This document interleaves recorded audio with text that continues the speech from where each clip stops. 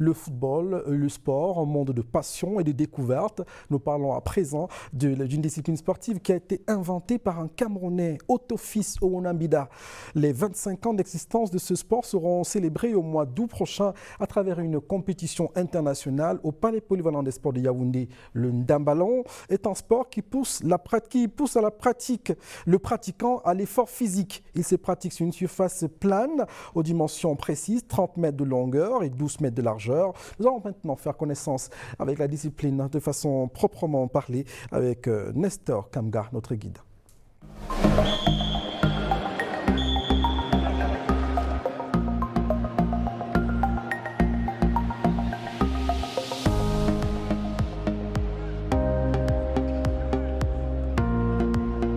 Un match de ndambalon est officié par un collège de 7 arbitres. Ce qui fait la particularité de cette discipline, c'est d'abord son originalité. C'est une discipline sportive d'origine africaine. Le ndambalon, comme on l'appelle, est pratiqué au Cameroun et dans 6 autres pays africains. Le ndambalon est d'ores et déjà pratiqué au Bénin, au Cameroun bien sûr, en Côte d'Ivoire, au Congo, au Nigeria, au Tchad et au Togo.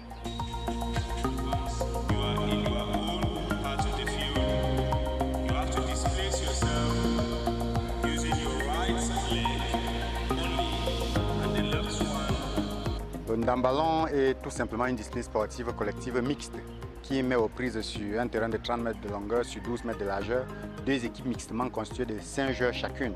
La particularité de la discipline est liée au déplacement et à la mixité, dont les joueurs de chacune des équipes se déplacent en sautant à cloche-pied debout sur la jambe droite lorsqu'ils évoluent dans leur camp de jeu.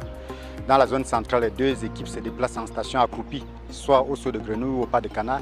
Et dans la zone adverse, les équipes se déploient en sautant à cloche-pied debout, cette fois-ci sur la jambe gauche, pour chuter le ballon dans le trou de l'adversaire afin d'obtenir le point.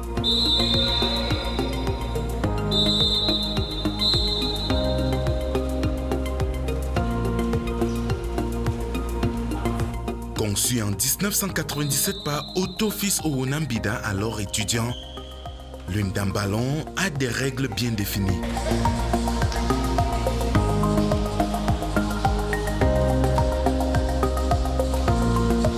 Au ndambalon, chaque action de jeu est engagée par 3 coups de sifflet.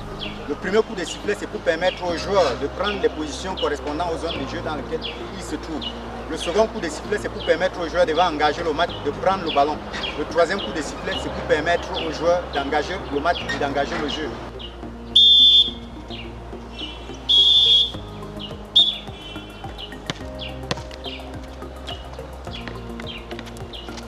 Voilà comment les actions de jeu sont engagées dans la zone centrale du ndambalon. Actuellement, nous allons vous faire la démonstration.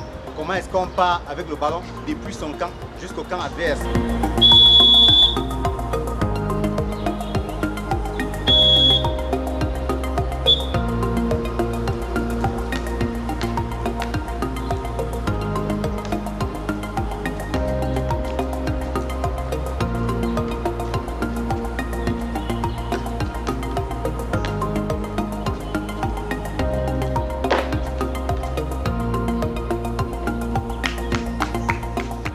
Comment est constituée la longue qui fait office de goal au ndambalon. Un allon de ndambalon est constitué de cette plaque que vous voyez.